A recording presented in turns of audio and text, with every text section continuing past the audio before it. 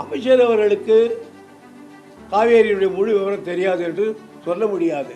ஏனென்றால் மத்திய அமைச்சர் அவருக்கு ஆலோசனை 1000 பேர் இருக்கிறார்கள். ஆனால் ஆபத்தான ஒரு அறிக்கையை, ஸ்டேட்மெண்ட்டை மத்தியில் இருக்கிற,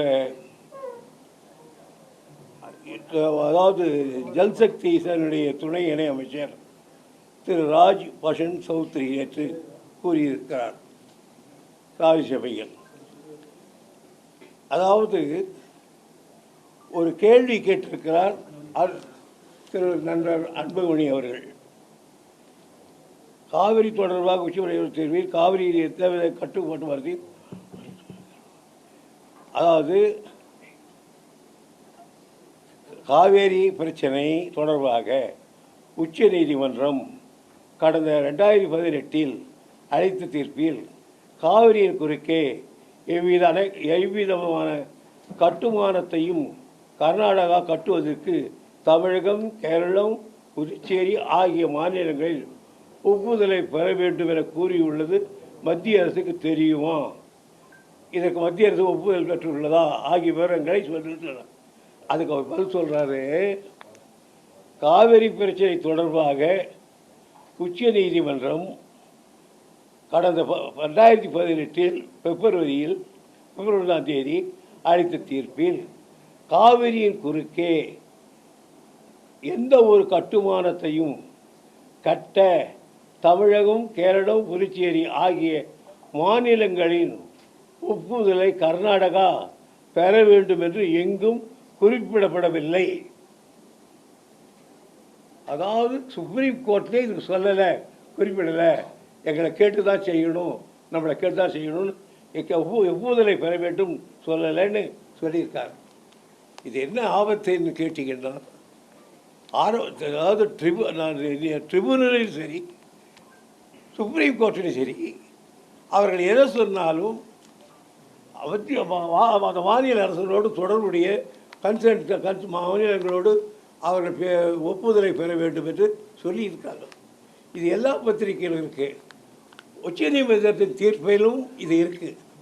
ஆனால் உச்ச நீதிமன்ற தீர்ப்பில் எங்கேயோ அதையும் இதையும் கழித்து விட்டு ஒரு சின்ன பிட்டை எடுத்து மாண்புமிகு அமைச்சர் அவர்கள் படித்திருக்கிறார்கள்.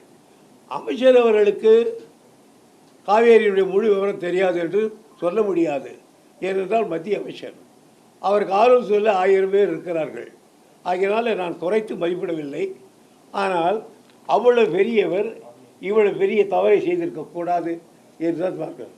அதுக்கு என்னால் எளியவனாக என்னால் என்ன பதிலை தருகிறேன் என்று சொன்னால், எங்களை கேட்கக்கூடாது, கேட்க வேண்டிய அவசியம் இல்லைன்னு சொல்கிறதுக்கு நாங்கள் சொல்கிறோம்.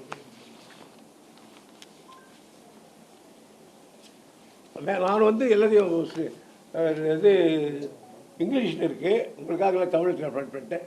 இது ஜட்ஜ்மெண்ட்டு நான் படிக்கிறதெல்லாம். கர்நாடகா தனது பதிலில் மேகதாட்டு திட்டம் முழுவதும் தனது மாநில எல்லைக்குள் அமைந்திருப்பதால் அதை கட்டுவதற்கு நடுவர் மன்றமோ அல்லது மாண்புமிகு உச்ச நீதிமன்றமோ எந்த தடை விதிக்கவில்லை என்று கூறியுள்ளது. இந்த கூற்று முற்றிலும் தவறானது, எனவே மறுக்கப்படுகிறது. இது முதல்வர். இரண்டாவது, அதே அவர்களுக்கே காட்டி மேற்கோள் காட்டி கிளாஸ், அது ஜட்ஜ்மெண்ட் கிளாஸ் 10-5-1111 போட்டிருக்கானோ போட்டிருந்ததில் மேகதாது திட்டத்தை தீர்ப்பு ஆயம்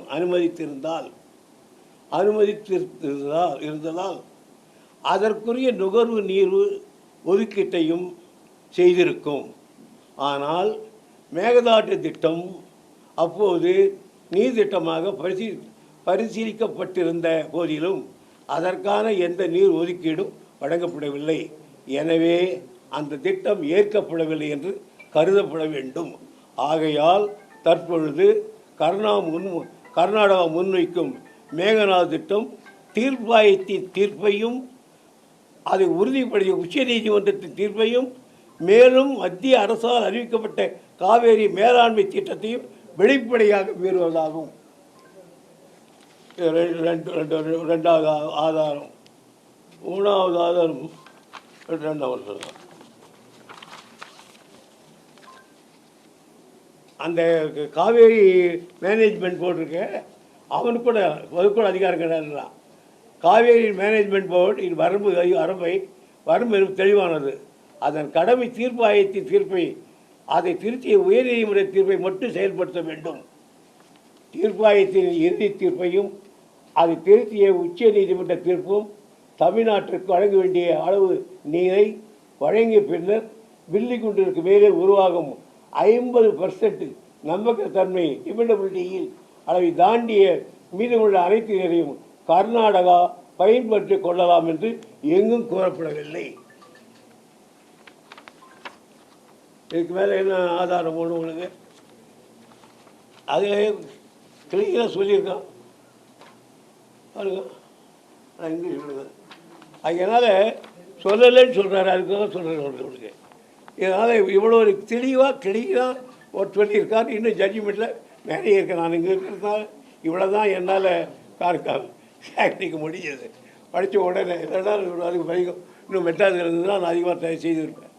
அதனால் அவர் ஒரு பெரிய அமைச்சர் பதவியில் இருப்பவர் இப்படி தவறான ஒரு கொட்டிருக்கார் என்பதுதான் என்னுடைய வருத்தக்குரிய செய்தி. அதை மற்றும் அதை பற்றி அதாவது அரசு அதற்குரிய பதிலை அரசு மூலம் கட்சியாக தெரிவிக்க வேண்டும். உயர்நீதிமன்றத்திலும் இதை எடுத்து கொண்டு போக வேண்டும்.